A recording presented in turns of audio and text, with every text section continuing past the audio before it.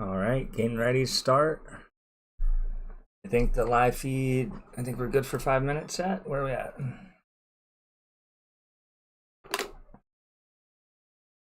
Are at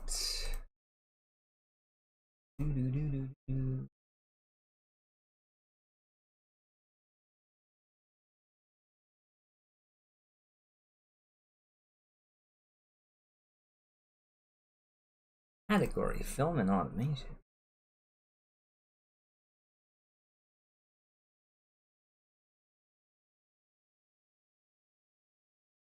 Education. I guess we live. Okay, yeah, we've been live for 3 minutes. All right, cool. 3 minutes is good. I believe it will be catching this now. So hi there, welcome to my channel. I'm Jim. We are reading from my personal family Bible, which I hope to one day leave to either my wife or my son, depending on age and time. And then eventually I would like to pass the Bible down. I have I had a real cool idea to be reciting it, recording it on YouTube. I wanted to do it live so it's authentic and genuine. That way, maybe down the road someday, somebody might want to hear their Uncle Jimmy or maybe even their daddy read their father's word. So, the word is our sword. So, dust off those Bibles, folks. Let's get into it. All right, we're just going to pick up right where we left off. Quick prayer. Lord, open our hearts. Let us receive this word. Let us turn off all that crap we get on TV, especially on social media.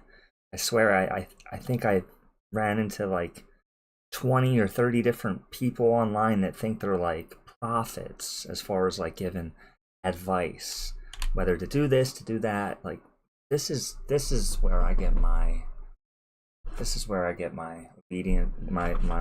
instructions from, and this is what I try to obey. And I would like to serve God, not myself, not my flesh, not my feelings, not my fears especially. So let's focus on the word here and learn about John chapter 5. We're going to learn about a man healed at the pool of Bethesda. Got a bit of dust there, excuse me.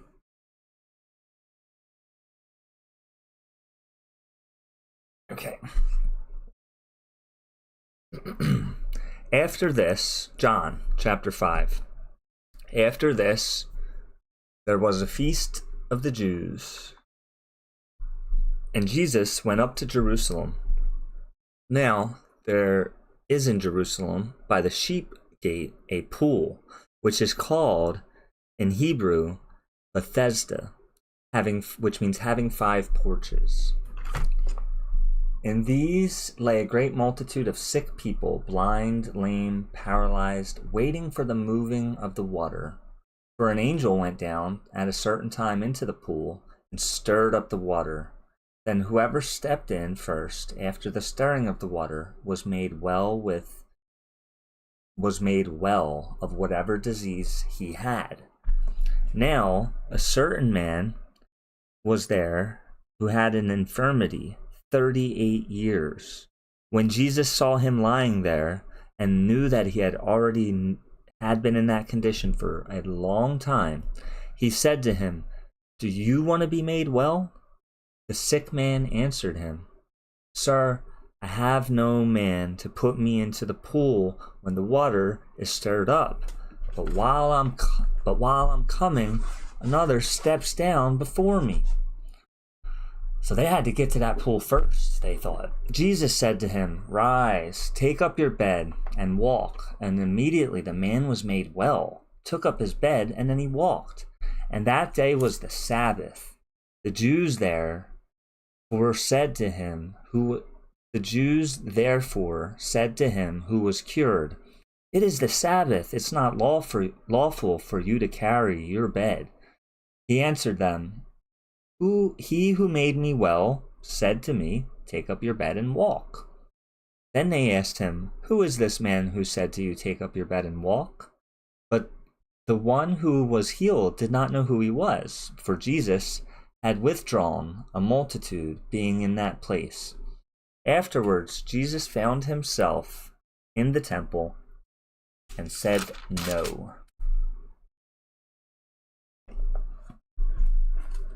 And said what? And said to him, see, you have been made well, sin no more, lest a worse thing came upon you. The man departed and told the Jews that it was Jesus who had made him well. For the reason the Jews persecuted Jesus and sought to kill him, because he had done these things on the Sabbath. But Jesus answered them, my Father has been working until now. I have been working. Therefore, the Jews sought all the more to kill him, because he not only broke the Sabbath, but also said that God was his Father, making himself equal with God. Then Jesus answered and said to them, most assuredly, I say to you, the Son can do nothing of himself, but what he sees the Father do. For whatever he does, the Son also does in like manner. For the Father loves the Son and shows him all things that he himself does, and he will show him greater works than these, that you may marvel. For as the Father raises the dead and gives life to them, even so the Son gives life to whom he will. For the Father judges no one, and has committed all judgment to the Son, that all should honor the Son just as they honor the Father. He who does not honor the Son does not honor the Father who sent him. Most assuredly I say to you, he who hears my word, most assuredly I say to you, he who hears my word and believes in him who sent me has everlasting life, and shall not come into judgment, but has passed away from death into life. Most assuredly, I say to you, the hour is coming, and now is, when the dead will hear the voice of the Son of God, and those who hear will live. For as the Father has life in himself, so he has granted the Son to have life in himself, and has given him authority to execute judgment also.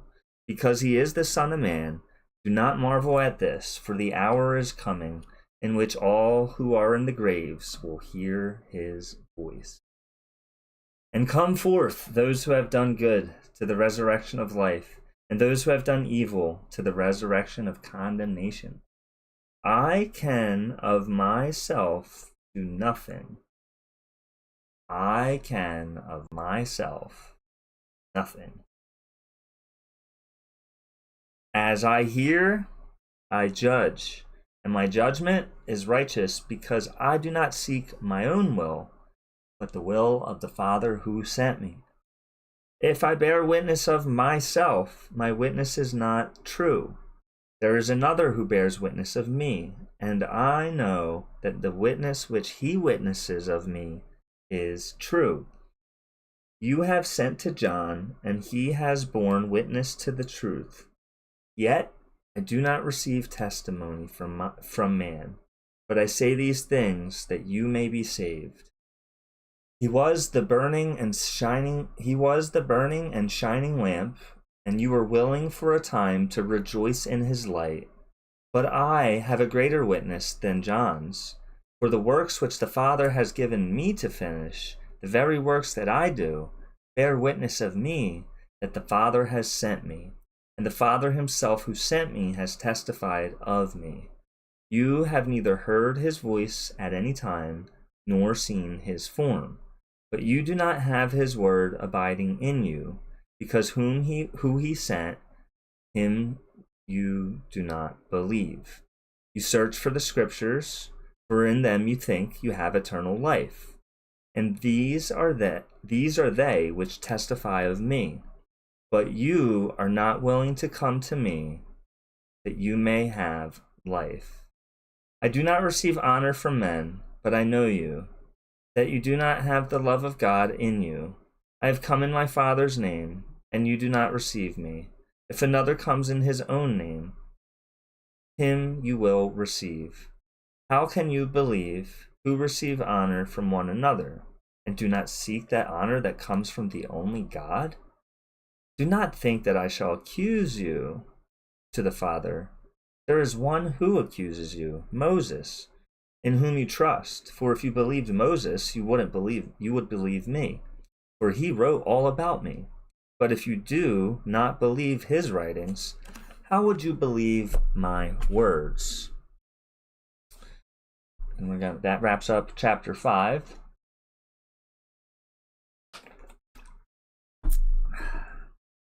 I think we're gonna keep going for about 20 minutes. Don't mind me slugging this water. I'm on a new diet. It's got me drinking like a gallon and a half of water a day. Crazy.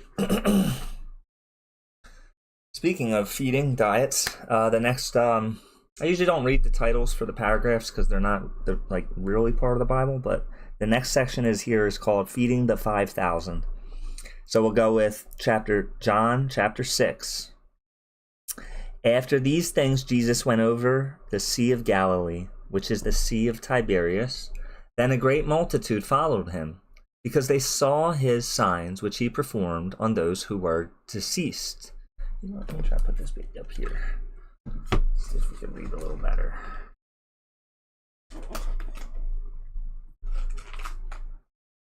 That might work.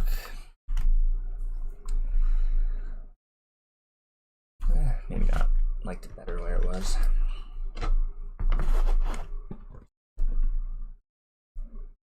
So, after these, we'll start back at 6. After these things, Jesus went over to the Sea of Galilee, which is the Sea of Tiberias. Then a great multitude followed him, because they saw his signs, which he performed on those who were deceased. And diseased, not deceased. Sorry. So they were sick with a disease. And Jesus went up on the mountain, and there he sat with his disciples. Now the Passover, a feast of the Jews, was near. Then Jesus lifted up his eyes, and seeing a great multitude coming toward him, he said to Philip, "Where shall we buy bread, that these may eat?" But this he said to test him, for he himself knew what he would do. Philip answered him, 200 denarii worth of bread is not sufficient for them, that every one of them may have a little. One of his disciples, Andrew, Simon Peter's brother, said to him, "There is a lad here who has 5 barley loaves and 2 small fish. But what are they among so many?" Then Jesus said, "Make the people sit down." Now there was much grass in the place, so the men sat down in number about 5,000. And Jesus took the loaves, and when he had given thanks, he distributed them to the disciples, and the disciples to those sitting down, and likewise of the fish as much as they wanted. So when they were filled, he said to his disciples, "Gather up the fragments that remain, so that nothing is lost." Therefore they gathered them up, and filled 12 baskets with the fragments of the 5 barley loaves, which were left over by those who had eaten. Then those men, when they had seen the sign that Jesus did, lost my eyeball. Sorry guys, hold on. Then those men, when they had seen the sign that Jesus did, said, "This is truly the prophet who is to come into the world." Apologies for that, guys. When I get to the corners of the pages, I have a brain injury, so my eyeball kind of disconnects. Sorry about that. The next, we're on verse 15. Why are these so steamy? Therefore, when Jesus perceived that they were about to come and take him by force to make him king, he departed again to the mountain by himself alone. Now, when evening came, his disciples went down to the sea, got into the boat, and went over to the sea towards Capernaum. And it was already dark, and Jesus had not come to them. Then the sea arose, because the great wind was blowing. So when they had rowed about 3 or 4 miles, they saw Jesus walking on the sea and drawing near the boat. And they were afraid. But he said to them, "It is I. Do not be afraid." Then they willingly received him in the boat, and immediately the boat was at